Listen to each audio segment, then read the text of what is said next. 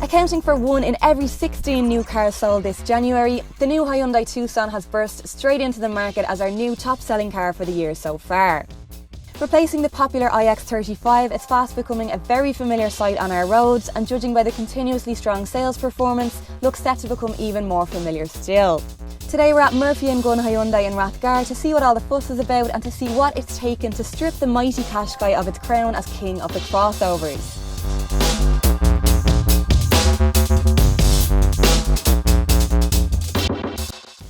Regarding the name, if it sounds familiar to you, that's because it's not the first time Hyundai have used it, and they did have another short-lived Tucson between 2004 and 2009, which was then replaced by the iX35 and is now back to Tucson again, which, in case you were wondering, is a city in Arizona.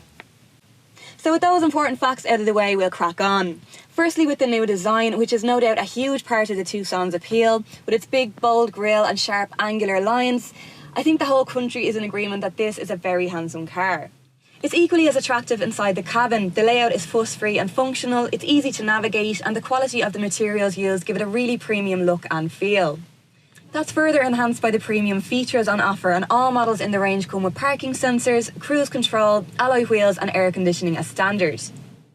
Mid-spec executive models add heated leather seats and an 8-inch touchscreen display complete with sat-nav and a reversing camera. And then the top-of-the-line premium range models add a panoramic glass sunroof, rain-sensing window wipers, additional safety features. I could go on, but the choice of trims is really good, with some in-between specs thrown in there as well so that you only pay for the things that you really want. The wide variety in trim means a wide variety in price too, but at the moment they start from under €26,000 for the base model petrol and go right up to €42,500 for the four-wheel drive automatic diesel. But the average spend for your typical customer will be about €30,500 for the 1.7 diesel in the executive trim.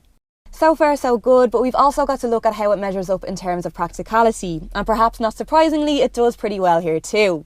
Space-wise, it's impressive, it feels roomy up front, and 3 adults will fit quite comfortably in the back, and 2 even more so thanks to the pull-down centre armrests. The boot measures in at 513 litres, and it's the largest out of what we would call the 4 major players in this battle at the moment, which include the Nissan Qashqai, the Renault Kadjar and the Kia Sportage. Storage in the cabin is also well thought out, with several cup holders, wide door bins and a central storage cubby.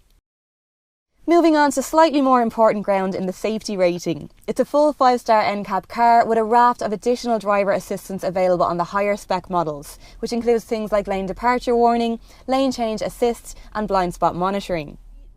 All of those features help to take the worry out of your drive, which is your typical comfortable crossover experience. Although it does feel more refined than the iX35 it replaces, with sharper steering, a quieter cabin for a more relaxing drive, and it's still got that spot-on suspension setup that irons out any bumps in the road without ever feeling too bouncy.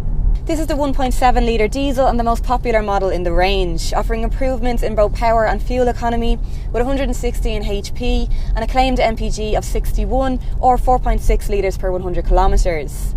And low carbon emissions means it costs just €200 a year to tax. You'll have to go for the 2-litre diesel if you want 4-wheel drive or automatic, and then the 1.6 litre petrol is an attractive option for those who do more city-based driving. Also worth noting is the impressive 5-year warranty, which doesn't quite match Kia's 7, but unlike its South Korean cousins, there's no mileage limit on that.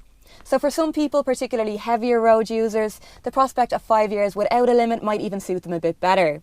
All in all, we'd be inclined to say that yes, you can believe the hype, and it really is a fine car all round.